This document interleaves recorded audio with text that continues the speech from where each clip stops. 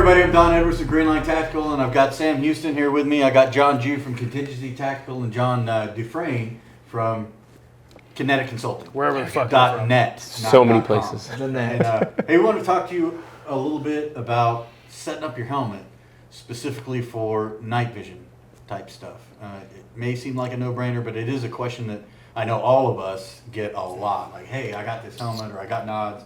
How do I set it up? What should I have? What should I not have? Do I need a light? Do I need, what kind of thing? Do I have to have a counterweight? All this stuff. So we're going to try to help you out there right now. First things first, do you need a helmet, right? If you're going to spend any time in the dark where you're maybe a little bit uncoordinated or have a different, depth perception, altered depth perception, having a little bit of head protection is not necessarily a bad thing.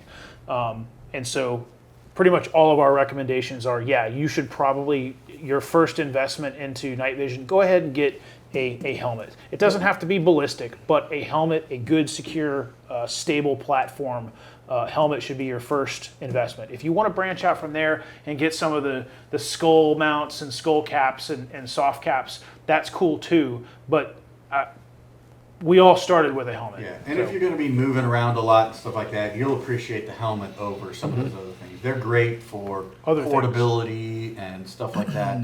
Yeah. But I would even helmet, this equipment was designed to be mounted on a helmet. Right. I would even say spend a little bit more money than you think on your helmet, because it's going to be the most important piece for comfort.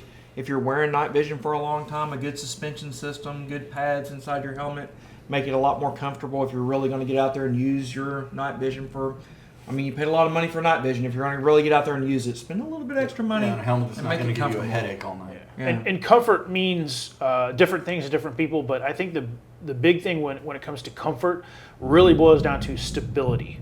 How stable are those nods going to stay in front of your face, your eyes, while you're using them? And that is a combination of obviously a good helmet, a good pad and suspension system, plus the mount. It's a system, right? And so, Duffy, you want to talk about, let's talk about pads first. So there's a bunch of different pad systems out there. There's I think probably the favorite here, the one that most of us use, if I'm not mistaken, is the 4D pads. Yes. The 4D pads, they're a replacement pad system that you can get for your helmet system, and in all honesty, it makes wearing a helmet so much more comfortable. Quasi-enjoyable. Yeah, almost at the enjoyable part. The other thing about pads, and even if you just use the stock pads that come in your helmet, you do want to rearrange them to fit your head. So if you're one of those guys that puts your helmet on and it's immediately going crooked, it's because you probably have like a divot in your head because your mom dropped you too many times, and you got to put your pads in a spot that's going to fill that divot. If you don't, then your helmet's always going to get crooked, and then you'll suffer from crooked helmet syndrome, which is something that we make fun of relentlessly.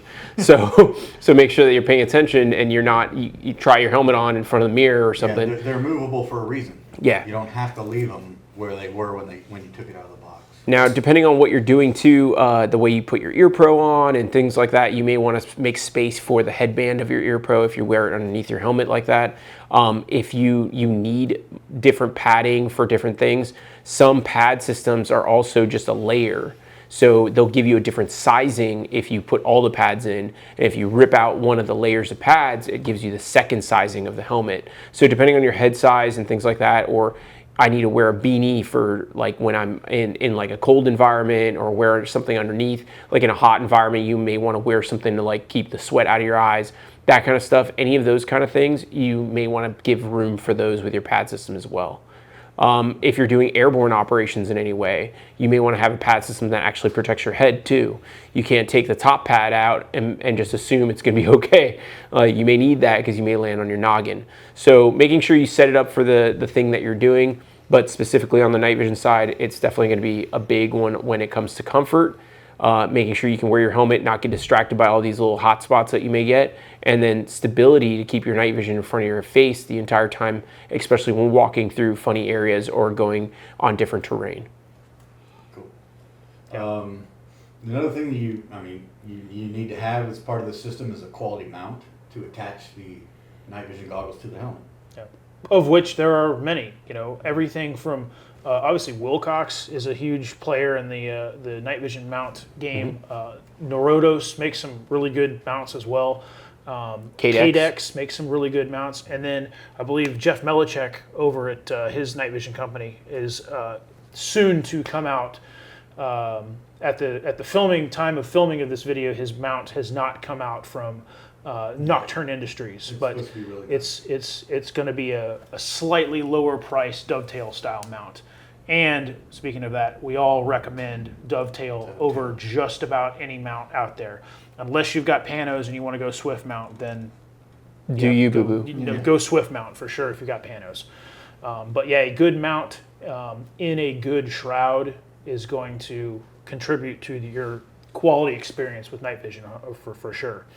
So now going on to civility, we can talk about stuff to mission enhancers and counterweights for stability. You said the word. People ask a lot, do I need to get a counterweight for this?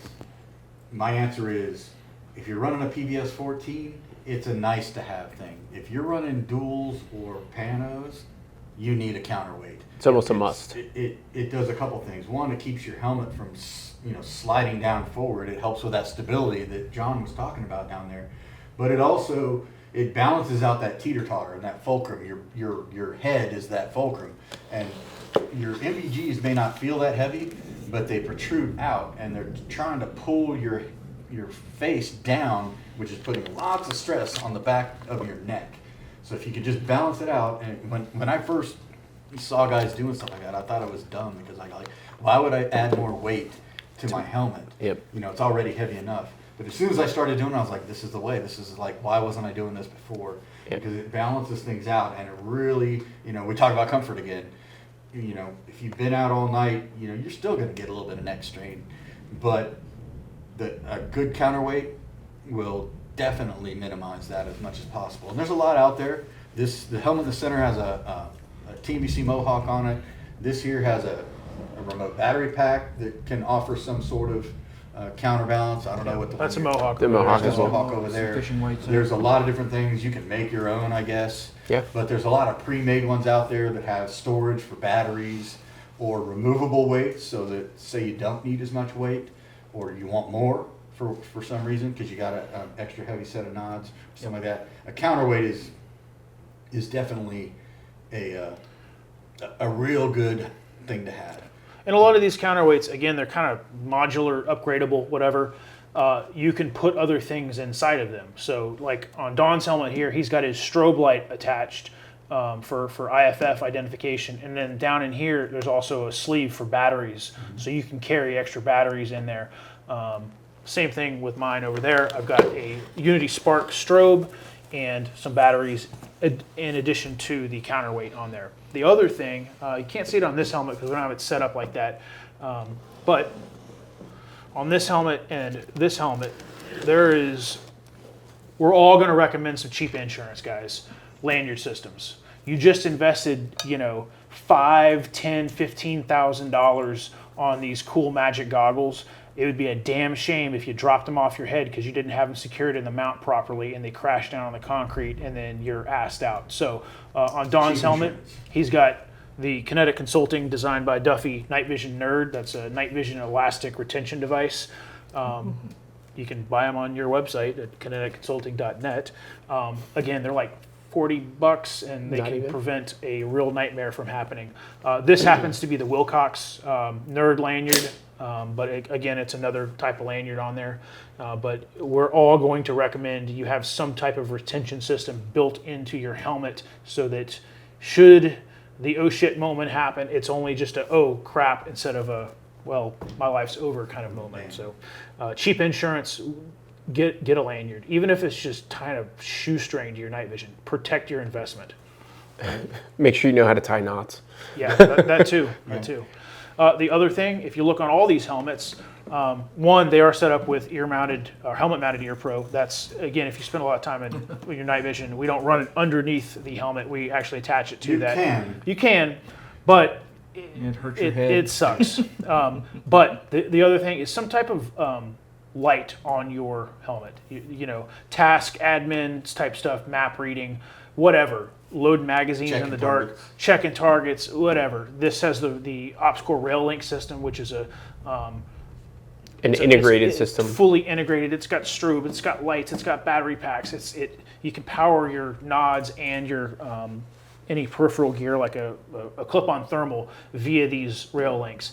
These helmets just have the regular OpsCore arc rails.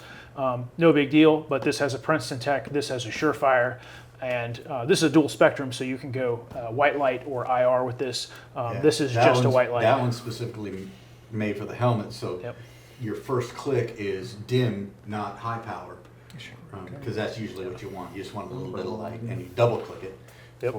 for high power. And then over on that side of the helmet, I got a 300V Vampire light, so dual spectrum white light and IR, depending on what I need. Yeah, you know, you got it. But a little admin task light, kind of, we like to have those things, and then also worth it. something maybe a little bit more high power for, you know, searching, or like as Duffy's mentioned in other episodes, you know, we can even fast attach those to handguns in that moment.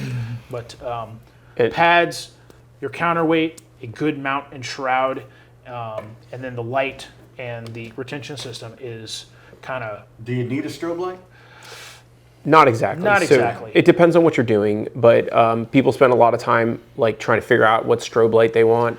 And if you're not doing anything with helicopters, you're not doing anything with drones where you have to be identified by those objects, or you're not hunting with friends where you guys are going to separate and kind of cover a certain area, and you want to make sure you can identify each other or at least see each other reflecting off the leaves and other vegetation, then it's probably not necessary. My recommendation, have a strobe. Don't spend $300 on it. Yeah. These Unity Sparks are like $16 and they last 200 hours.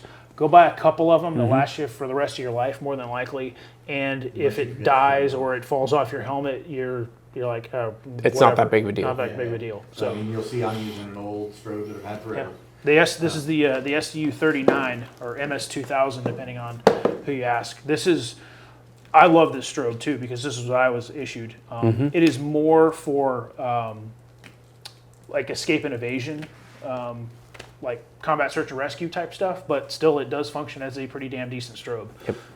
And it's just, we're kind of old and so we're kind of used to, so there's a works nostalgia It works associated great. with it. I have Yeah. plenty of strobes. That The one just- battery that one lasts just doesn't quit. forever. It runs on 2 AA batteries. Yep. I still have the original AA batteries in mine that I was issued. They're Yeah. probably dead. No, it's No? alive. Cool. That's what I'm saying. It's crazy how long it lasts. Anyways, if you guys, I don't know, I feel like we've answered just about Yeah, I mean, Everything. It's really not that complicated. Some guys agonize over it more than they need to, and one of the things you can do, you can go check out any of our social media stuff if you want to see how it's it's set up. We have our helmets set up generally the same, and it's because it works. We try not to put a lot of extra stuff on there that isn't needed, but the things that we've talked about here so far are basically some of the basics that if you're doing night vision stuff, that's how you want to have it set up. One last thing I want to talk about is the helmet on the end has a step-in visor. It's not a necessary thing to have helmet mounted eye protection, but it sure is handy. Yeah. So I would say that's not the first thing I would run out and buy, but if you're thinking about it, there's a reason we use it. It comes in very handy. You can just wear clear Oakley's or iPro or whatever, and I do that often as well. But you'll see it on here. That's another accessory for the helmet that is definitely not a bad choice. I'm kind of a big fan of the cold weather liner Oh, from Unity. Unity. Yeah. I think anytime that we go and teach anywhere that it's cold, that's a must-have for me. Yeah. I love that in the helmet. It doesn't seem like a beanie fits good underneath that helmet, but that cold weather liner from Unity works. Tactical is probably the best insert that I've found that works for my helmet. Makes a huge difference for comfort wearing a helmet. Yeah. It's cold. I actually have a cold weather liner installation video on my YouTube channel. That's Silent Solutions. When you get the thing, it looks kind of weird, and it's not necessarily intuitive as to how you would set it up. go watch that video. You can YouTube search it, Silent Solutions, Unity cold weather liner installation. But again, yeah, I'm a big fan. It saved my ass Must a have. couple times for sure. Love it. Don't leave home without it. In kind of thing. Mulberry. So, if you have any other questions that weren't answered in this, freaking post them in the comments below. We'll do our best to get in there and answer your questions. Or come to a class, whether it's Greenline Tactical or Contingency Tactical or Kinetic Consulting. .net. .net. We'll be there to answer your questions. All right, thanks. We'll see you out there.